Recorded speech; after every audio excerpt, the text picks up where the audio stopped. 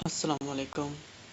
So this day again I'm here with the same video but the remaining part, and this is in a part 2.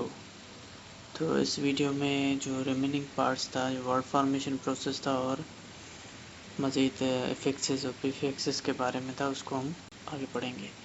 चलिए शुरू करते हैं बगैर time waste किए। तो कहाँ थे हम?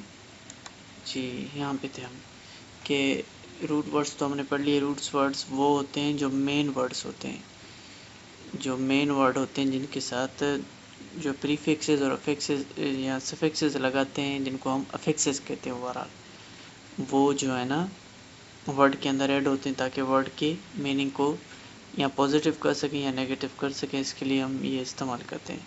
तो अफिक्सेस होता क्या है? A morpheme which attach to the root और stems changing their meaning in a regular veg.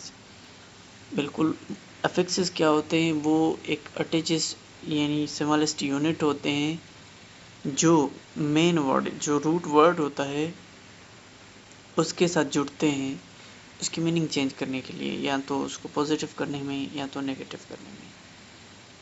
तो वो उनको हम क्या कहते हैं? अफिक्सेस कहते हैं। जो प्रीफिक्सेस भी हो सकते हैं, वो अफिक्सेस वो सफिक्सेस भी हो सकते हैं। प्रीफिक्सेस क्या होते हैं? An affix that goes before a root, a word, example re, un, reread, unloved, irrelevant, range, unhappy। तो ये क्या है?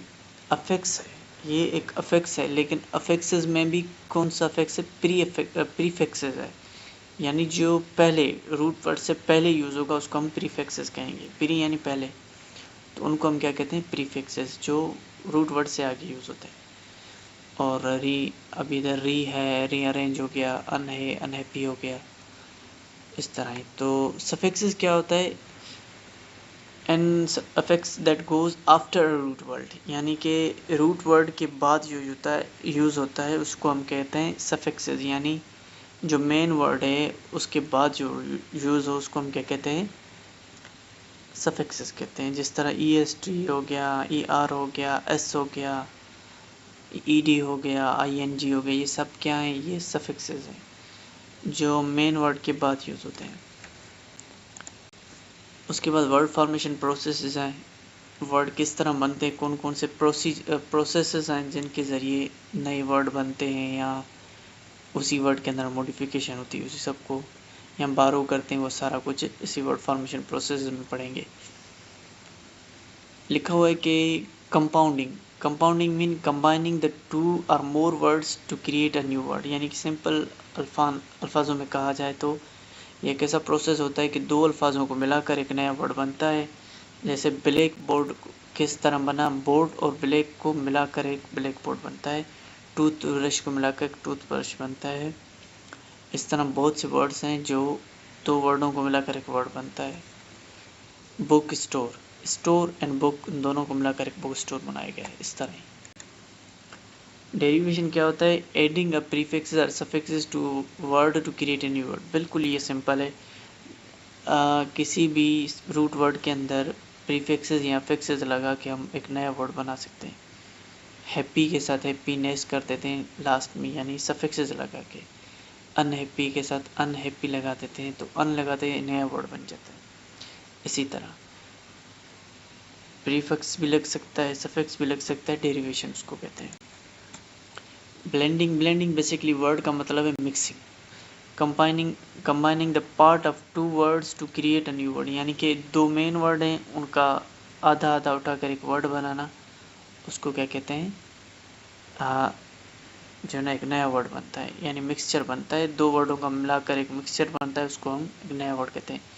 स्मोक जो है, एग्जाम्पल देख लें, combining parts of two words to create a new word. बिल्कुल, स्मोक और फोग से निकाल कर इन्होंने बनाया स्मोक।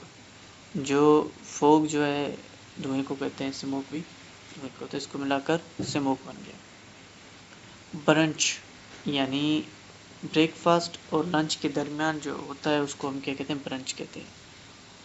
इसी तरह ये ब्रदरली, थोड़ा वर्ड रोमांस, ब्रोमेंस, ये वर्ड एक नया है, ये मैंने खुद अभी सुना है। इंफॉर्मेशियल यानी इंफॉर्मेशन और कमर्शियल को मिलाकर एक वर्ड बन गया है। न्यूलोजिस क्या होता है कि new words creating entire new word, यानी पूरा नया वर्ड बनाना। वो किस तरह होता है कि किसी नई चीज़ के आने से, किसी इन्वेंशन से या किसी चीज़ के डिस्कवरी के ऊपर जो वर्ड बनते हैं उसको कहते हैं न्यूलोजिज्म। अभी हैशटैग है कोविड क्या था, कोविड-19, कोविड ये बन गया चाइना में जब आया। इमोजी क्या था, फेसबुक ट्विटर, जब ये चीज़ें आती हैं तो उनके नए नए वर्ड आते हैं, नए नाम आते हैं। सेल्फी जैसे हो गया। एक्रोनिम्स क्या होते हैं, creating word from the initial letter of the phrase. बिल्कुल, यानी कि जो इनिशियल लेटर होता है हर वर्ड का, उससे एक नया वर्ड बनाता है। जिस तरह यूनिवर्सिटी का होता है, तो इसी तरह भी इन्होंने लिखा है NASA, national aeronauts and space administration, या नेब हो गया। ये मतलब एक एक्रोनिम्स होता है, एक एब्रीविएशंस होते हैं, तो एब्रीविएशन डिफरेंट है इनसे। WHO, world health organization, I think ये इसके साथ नहीं होना चाहिए था। तो ये एक एब्रीविएशन है, ये एक्रोनिम्स नहीं है। क्योंकि एक्रोनिम्स का मतलब होता है कि आप हर एक मेन और जो तमाम वर्ड होते हैं उनके एक एक लेटर उठा के एक वर्ड बनाते हैं, एक अल्फाज बन जाता है। ये WHO, आप एक वर्ड इस लेटर को प्रोनाउंस कर रहे हो। नासा, इधर आप NASA नहीं बोल रहे, नासा बोल रहे हो, सही है। तो there is a difference between abbreviation and acronyms. Big formation, creating a new words by removing a prefix and suffixes from the existing word।